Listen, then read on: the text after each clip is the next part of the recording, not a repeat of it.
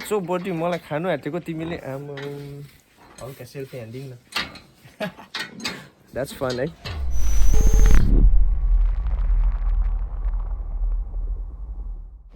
Hey guys, welcome back to my channel. र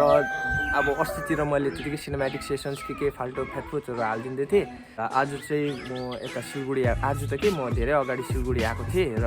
म मेरो दाजुसँग यहाँनिर आज चाहिँ एउटा फार्ममा आएको छु र यहाँ चाहिँ सुँगुर कुखुरा हाबीजाबी सबै कुरा छ र यो तपाईँहरूलाई जग्गाको एड्रेस चाहिँ के हो भन्दाखेरि बागडोग्रा साइडमा हो त्यो जग्गाको एड्रेस चाहिँ तपाईँलाई म डिस्क्रिप्सनमा दिन्छु र त्यति भन्दै अब तपाईँहरूले यहाँ यो फार्ममा कतिवटा टाइपको स्वाइनको ब्रिडहरू छ सुँगुरको ब्रिडहरू छ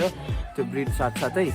अब तपाईँहरूलाई कतिवटा कुरा चाहिएको अब हुन्छ नि गाउँ बस्तीमा चाहिन्छ र त्यसको बेसिक तपाईँहरूले यसमा कन्ट्याक्ट मेरो नम्बर दिन्छु त्यसमा कन्ट्याक्ट पनि गर्नु सक्नुहुनेछ र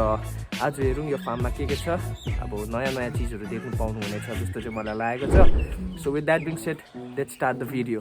first of all let's start with large white I guess large weight होला है र यसलाई अर्को प्रकारले हेर्नुहोस् ल सो लेट्स गो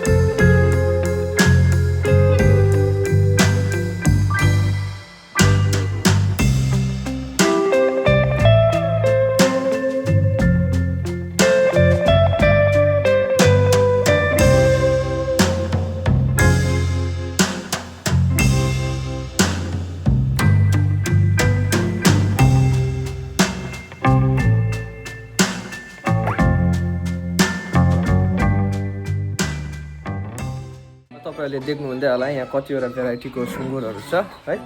र यहाँनिर तपाईँको यो ड्युरोक र ह्याम्पसायर त्यो दुईवटाको अब ब्रिड मेबी अन्त यहाँनिर चाहिँ तपाईँहरूको यहाँ मदर आमा ह्याम्पसायर त्यहाँदेखिको बच्चाहरू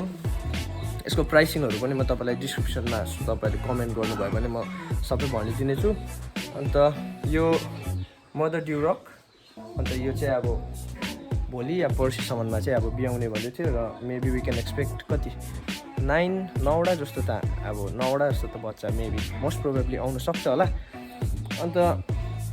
यहाँनिर पनि छ तपाईँको यो पनि ह्याम्पसायरको breed this is large white I guess यो लार्ज वाइट हो र यसको बडी प्याटर्न एकदम फरेनतिरको त फरेनरहरूले सुँगुर त्यो ओछ्यानमा सुताउने टाइपको रहेछ है so with that being shed अर्को एङ्गलबाट पनि तपाईँलाई म देखाउँछु अन्त अहिले फिलहाल मेरो हातमा फोनमा चाहिँ छ भिडियो पुरा सेकी होला अन्त I am really sorry for that चल्छ है सो या अब तपाईँलाई फेरि म देखाउँदैछु